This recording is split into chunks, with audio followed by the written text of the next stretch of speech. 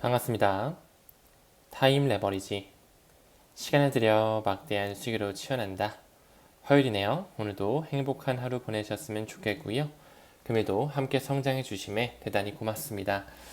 제가 어제는 강연 초청이 좀 있어서 좀 연사로서 약 1시간 정도 리플에 대한 강연을 좀 하고 왔거든요. 처음 들어보는 회사에서 저를 초청해 줬어요. 유스메타라고 하는 하나의 회사에서 저를 이제 리플 빅뱅의 저자로서 이렇게 초청을 해줬는데 굉장히 감회가 새로웠고 여러분들에게도 이런 팩트 사항을 좀 전달드려도 정말 좋겠다라는 생각이 들어서 좀 이렇게 잠깐 언급을 드리도록 하겠습니다. 보니까 이 유스메타라는 곳은 연혁이 약 9년 정도 됐다고 하고요. 여기 회사는 지금 보니까 이 대표님 방에 보니까 이런 차트 모양을 이렇게 딱 그려놓고 계시더라고요. 이렇게 바이낸스 차트를 실시간으로 보고 계신다는 거죠.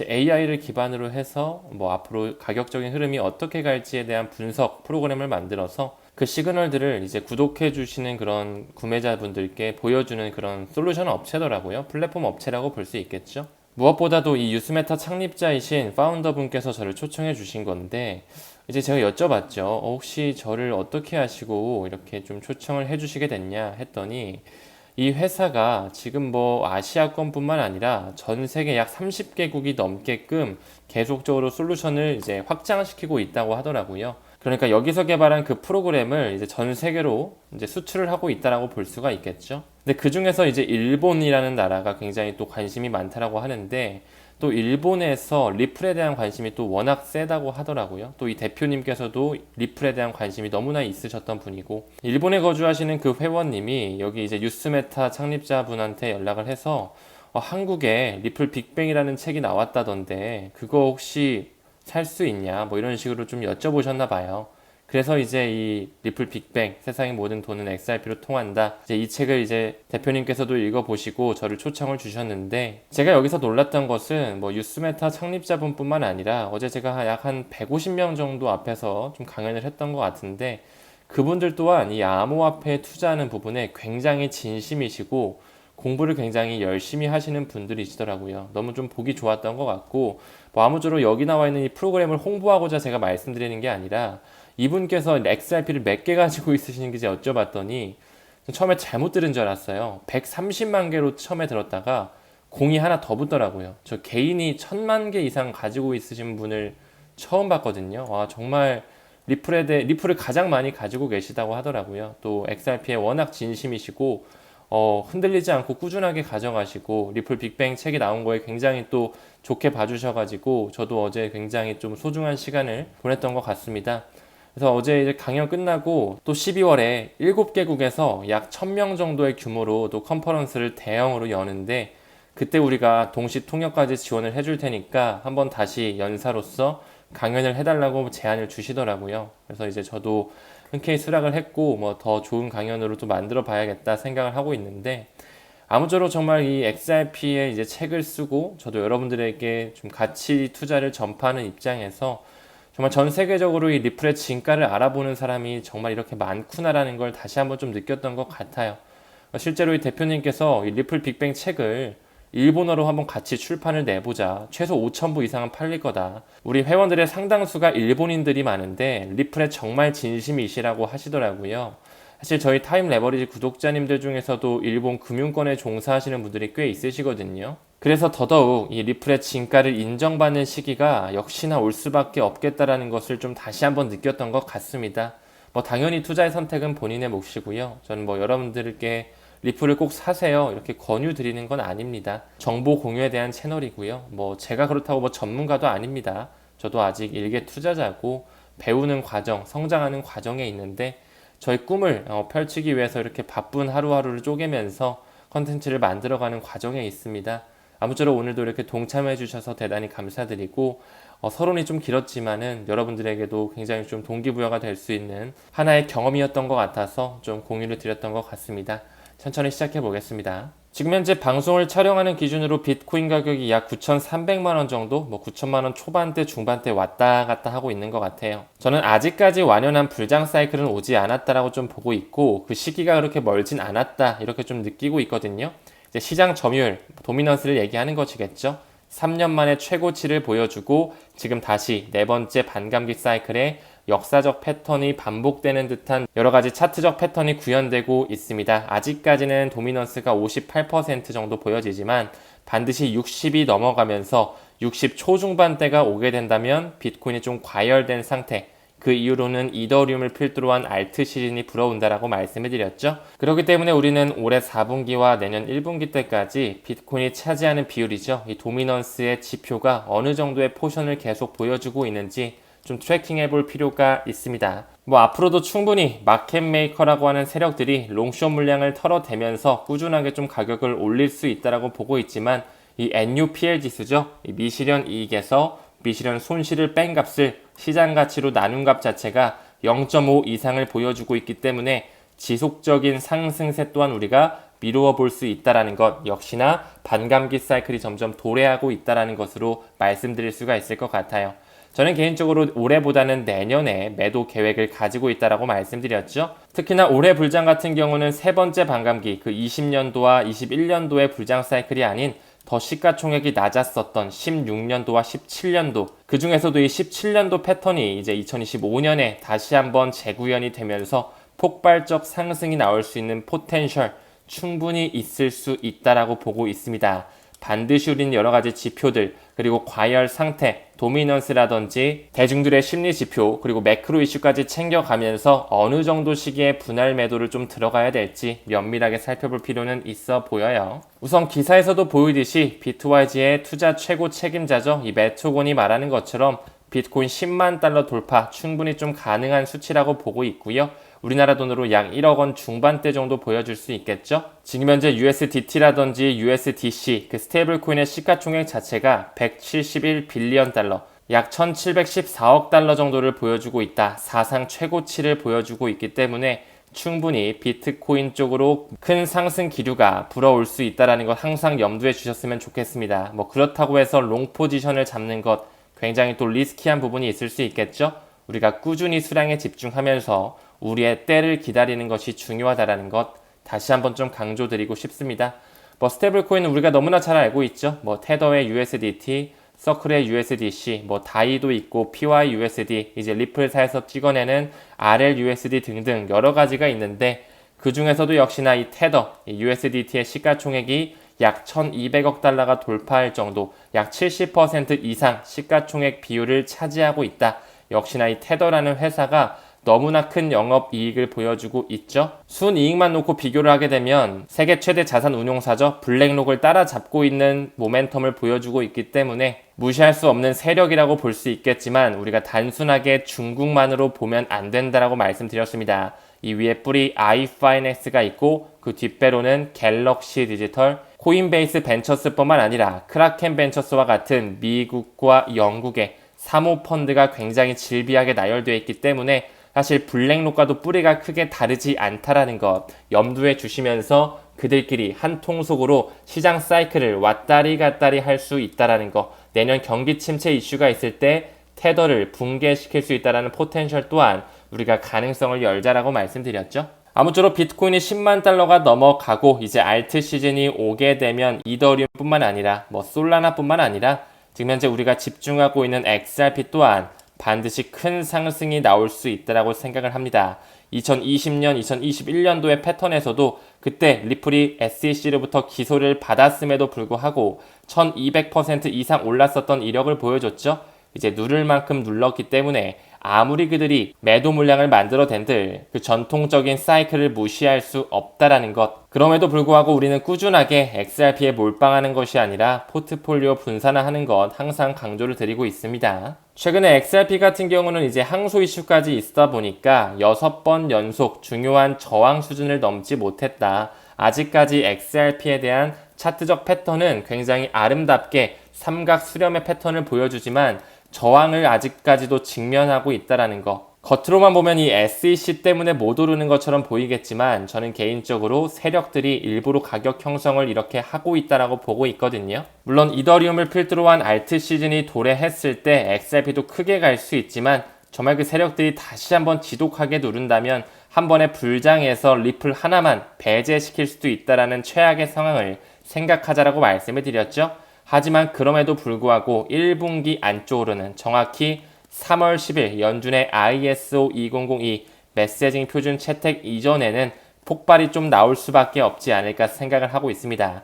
작년에 페드나우 서비스 그 연준의 움직임과도 함께 약식 판결이 나왔기 때문에 그 연준과의 모멘텀과 좀 상관관계를 가져가지 않나 이런 좀 예측치를 가지고 있는 것이거든요. 뭐 이제 2024년도 뭐 2달 반 정도 남았나요? 정말 얼마 안 남았잖아요. 그쵸? 충분히 우리가 2025년 1분기까지 좀 시간을 들인다면 큰 폭발할 수 있는 시기를 맞이할 수 있지 않을까 생각을 하고 있습니다. 다음 기사 봤을 때 싱가포르의 최대 은행이죠. 싱가포르 같은 경우는 또 금융의 허브라고도 불리우고 시가총액 1등 회사가 DBS라는 이 글로벌 기득권 은행이라고 말씀을 드려왔습니다.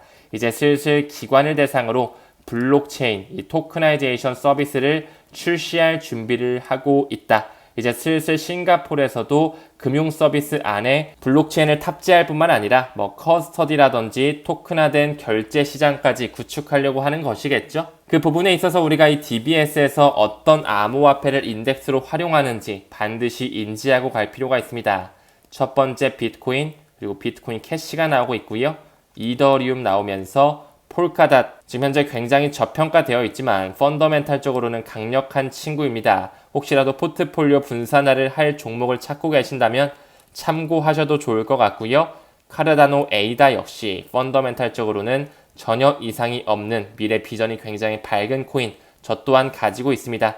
역시나 DBS에서는 XRP를 인덱스로 활용하고 있다라는 거. 이제 슬슬 DBS에서 품고 있는 이런 암호화폐가 조금 더 상승 기류를 탈 수 있는 포텐셜. 이제 싱가포르의 세계 최대 디지털 은행인 DBS가 움직이고 있기 때문에 전 세계 금융망이 조금씩 암호화폐, 그 블록체인과 인공지능을 받아들일 준비를 하려고 할 것입니다. 그 부분의 일환으로 이제 우리나라 또한 조금씩 움직여줘야 되겠죠.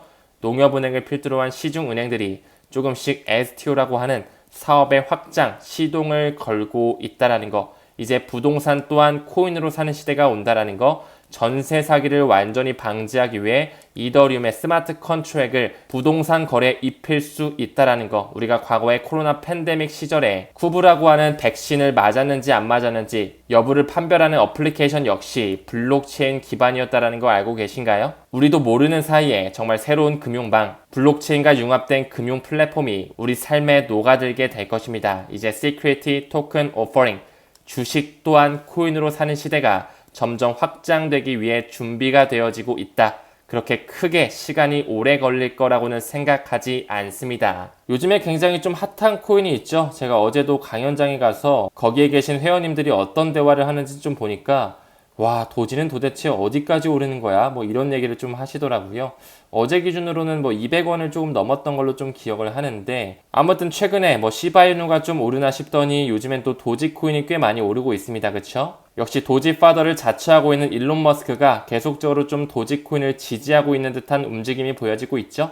다시 한번 그 세 번째 반감기 사이클, 4년 주기의 사이클이 반복되면서 뭐 도지코인뿐만이겠어요. 뭐 시바이누라든지 아까 언급드렸던 뭐 에이다, 폴카닷, 체인링크, 우리가 지금 모아가고 있는 그런 메이저 글로벌 코인들 모두 다 큰 상승이 올 것이라고 생각하고 있습니다. 요즘에 도지가 좀 오르다 보니까 이렇게 연락 오시는 분들이 좀 있으세요. 뭐 타임님 바쁘시죠? 라고 하시면서 다름이 아니라 지금 본인이 리플, 온리 리플, XRP만 가지고 있는데 요즘 도지코인이 좀 잘 가네요. 50%는 좀 도지로 갈아타야 될까요? 좀 이렇게 물어보시더라고요. 아마 이런 생각 드시는 구독자분들도 꽤 있으실 거라고 생각해요. 하지만 저는 항상 말씀드렸죠. 왔다 갔다, 샀다 팔았다 하는 게 결론적으로는 정말 아무 의미가 없어요. 그렇게 큰 수익률이 꼭 나온다라는 보장도 없고 항상 내가 팔면 오르고 그쵸? 내가 사면 떨어지는 게 코인 시장이더라. 아마 오랫동안 투자하신 분들께서는 제가 방금 한 이 말씀에 대해서 굉장히 격공감, 엄청나게 공감을 하실 거라고 생각합니다. 물론 요즘에 뭐 도지가 많이 올라가다 보니까 와 도지코인 뭔가 좋을 것 같아. 나도 도지 좀 담아볼까? 많은 개인 투자자분들은 사실 가격에 흔들릴 수밖에 없어요. 아무리 리플이 뭐 펀더멘탈이 좋고 금융 코인이고 초기 투자자가 누구고 뭐 파트너십이 아무리 좋다 한들 가격이 계속 뭐 600원, 700원, 800원대다 보니까 사실 가치에 대해 공부하지 못한 사람들은 욕밖에 안 나오는 게 사실이죠. 충분히 뭐 어쩔 수 없는 현실이라고도 생각을 합니다. 뭐 물론 이분께서도 본인이 포트폴리오 재정비하는 것은 당연히 본인의 몫이겠지만 저는 개인적으로 지금 현재 가지고 있는 코인을 팔아가지고 뭔가 지금 오르는 코인에 들어가는 거 저는 그렇게 권장드리고 싶지 않아요. 지금 현재 원화마켓만 보더라도 이거 뭐지? 캣 이너 독스월드 뭐 14%나 오르네. 타임님 혹시 이 코인 좋나요? 저 XRP 100% 가지고 있는데 한 30%만 팔아가지고 캣 이너 독스 월드 이거 들어가 볼까요? 이런 식으로 물어본다면 여러분들은 어떻게 대답하시겠어요? 그쵸? 당연히 도지코인 더욱더 메이저 코인이지만 우리가 지금까지 가치에 집중해서 모아왔다면 꾸준히 가져가시고 추가로 여유 자금이 생겼을 때 뭐 도지라든지 뭐 에이다라든지 뭐 시바이누라든지 이런 메이저 글로벌 알트코인에 좀 분산화하는 것도 괜찮을 것 같습니다. 아무쪼록 이 부분도 참고만 좀 해주시고요. 우리가 멘탈 관리를 위해서라도 반드시 좀 비트 이더를 포함한 그런 메이저 코인에 좀 포트폴리오를 좀 나눠두는 게 아무래도 정신 건강에 좋기 때문에 제가 항상 말씀을 좀 드리는 것 같아요. 이제 미국의 대통령 선거가 정말 머지않았죠. 시간이 갈수록 더욱더 이제 도널드 트럼프가 뭔가 될 것 같은 움직임. 우리 또 리플 투자자 입장에서는 SEC 위원장 진짜 바뀔 수 있겠다. 뭔가 리플이 크게 상승할 수 있겠다. 좀 이렇게 병렬적으로 기대를 하는 것 같기도 합니다. 그 부분에서 또 일론 머스크의 움직임이 또 굉장히 눈에 띄게 보이죠. 7월부터 9월까지 약 3개월 동안 1,000억 원 이상을 기부했다고 하더라고요. 굉장히 큰 손으로 현재 불려지고 있고 실제로 트럼프가 정부 효율성 위원회를 만들 것이고 그 자리에는 일론 머스크를 앉힐 것이다. 뭐 이런 얘기를 하고 있죠. 참 이 정부 효율성 위원회 이름만 보면은 이 부서는 또 어떤 일을 하는 조직일까 좀 궁금하기도 하고 좀 신기하다, 뭐 미개하다라고도 좀 생각이 드는 것 같기도 해요. 아무쪼록 시간이 지날수록 도널드 트럼프가 재선될 확률은 점점 높아지고 있고요. 그쵸? 정말로 되게 된다면 SEC 위원장이 바뀔 가능성 현저히 높다라고 보고 있고 이 정부 효율성 위원회 또한 구성이 되면서 일론 머스크가 또 이끌 것이다. 그 정부 효율성 위원회의 풀네임을 봤을 때 Department of Government Efficiency죠. 그 앞자를 따면 DOGE가 나와요. 그쵸? 지금 현재 일론 머스크가 도지 파더의 역할을 하고 있는데 그 효율성 위원회 또한 DOGE 도지의 이름을 따서 만든 게 아닌가 뭐 이런 생각 또한 좀 느껴질 수 있는 모멘텀으로 보여집니다. 아무쪼록 도지코인과 시바이누 둘 다 미국을 기반으로 한 비트페이라든지 캐나다를 기반으로 한 FCF페이를 통해서 굉장히 많은 재화들을 현재 코인으로 구매할 수 있는 유틸리티가 이미 점령이 되어 있기 때문에 없어지는 코인은 반드시 아닐 것이다. 더 가면 더 갈 것이다 라고 보고 있습니다. 요즘에 비트코인이 이제 뭐 9천만 원 넘어가면서 다시 1억을 넘을 것처럼 조짐을 좀 보여주다 보니까 암호화폐 100만 장자가 2배 이상 늘었다고 하더라고요. 정말 그 안 보이는 세력들, 기관들, 그리고 많은 개인 투자자들, 부를 가지고 있는 미국의 베이비 부머 세대들이 알게 모르게 또 비트코인에 굉장히 깊숙하게 투자하면서 크립토 시장에 머물러져 있다라는 거. 초창기에 인터넷이나 스마트폰과 좀 굉장히 유사해 보인다라는 그런 의견도 많으시거든요.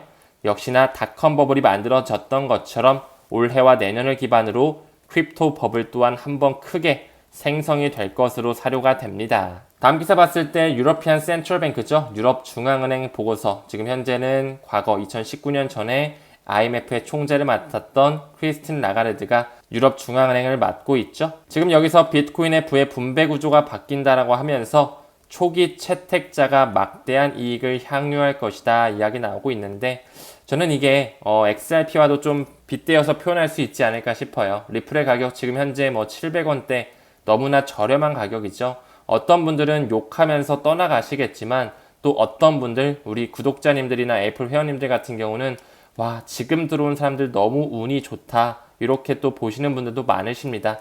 우리가 초기에 채택을 했기 때문에 정말 꾸준히 가져만 간다면 이 막대한 이익을 충분히 누릴 수 있다는 포텐셜을 보시면서 리플에 대한 비전에 포커스를 맞추셨으면 좋겠습니다. 아직까지 이더리움 또한 굉장히 가격적인 부분은 저평가되어 있지만 현재 축적 지갑 포션만 봤을 때 계속 증가되는 수치를 나타내고 있거든요. 어느 시점 그들끼리의 손바꿈이 마무리되고 비트코인의 급상승 이후 이더리움을 필두로 한 알트 시즌 반드시 올해 안에는 좀 구현되지 않을까 조심스럽게 생각을 하고 있습니다. 다음 기사 봤을 때 뱅크 오브 아메리카의 전략가가 비트코인을 피처링으로 보여주면서 금값 1온스가 3,000달러를 넘을 것이라고 이야기했었죠. 과거 1944년에 브레튼 우즈 체제 때만 하더라도 그쵸? 금 1온스가 35달러로 패깅이 되어 있었는데 지금 벌써 3,000달러가 넘을 것이다라고 이제 예측치가 나오고 있어요. 지금 약 2,600달러 왔다 갔다 하는 걸로 알고 있거든요. 그만큼 달러를 그들이 워낙 많이 찍어냈기 때문에 지금 미국의 국가부채 또한 답이 없는 수준이죠. 이제 달러 이외에 다른 넥스트 화폐가 좀 나올 때가 됐고 금융망이 바뀌는 과정, 그 과도기 시점에 있다라고 말씀을 드렸죠. 정말 그 법정 화폐들이 모두 다 디지털 생태계로 들어가고 CBDC의 세상, 그리고 스테이블 코인 암호화폐가 국경 간 결제에서 허용이 되면서 어떤 코인이 떠오르게 될지 이 기사에서는 비트코인을 명시하고 있지만 그들은 이렇게 대놓고 정답지를 알려주진 않습니다. 브릿지 커런시로서 세상에서 가장 큰 유틸리티를 가져갈 수밖에 없는 코인, 역사가 반복되듯이 리플이라는 회사는 미국에 기반 회사고 그들끼리 에스크로 물량을 통해서 지금 현재 부를 나누는 과정, 이제 어느 순간 끌어올릴 수 있다는 포텐셜을 반드시 이해하셨으면 좋겠습니다. 최근에 일론 머스크가 처음으로 XRP를 직접적으로 언급했다라는 이런 기사가 나오고 있으면서 실제로 질문을 봤을 때 이 XRP가 미래의 글로벌 금융 시스템에 통합될 가능성이 있다고 생각하는지에 대한 의견을 물어보는 질문을 받았었거든요. 그 부분에 있어서 일론 머스크가 조금은 뭉뚱그려서 대답을 했던 것 같아요. 이 XRP를 포함한 암호화폐의 역할에 대한 일반적인 의견을 표명하면서 이제 앞으로 암호화폐가 중앙 집중적 통제에 대응하는 귀중한 자산이 될 것이다. 이렇게 역할을 강조한다라고 했는데 XRP 같은 경우는 탈중앙화가 아닌 중앙화 기반의 코인이라고 말씀을 드렸죠. 그리고 프라이빗 블록체인으로서 허용된 노드만 들어올 수 있기 때문에 확장성과 보안성 측면에서 국경 간 결제에서 사용하기 굉장히 좋은 프로토콜이라고 말씀을 드렸고 드랍 단위로도 쪼개질 수 있는 하위 단위를 가지고 있다는 거 병렬적으로 말씀드릴 수 있겠네요. 머지않은 시점에 어느 정도의 퍼즐이 맞춰지면서 일론 머스크가 XRP에 대해 직접적으로 샤라웃하는 날 또한 충분히 다가올 거라고 생각을 합니다. 오늘 영상은 여기서 마무리하고요. 오늘도 가치 있는 투자자의 길을 꾸준하게 걸으셨으면 좋겠습니다. 우리는 모든 면에서 점점 더 좋아지고 있습니다. 감사합니다. 성투합시다.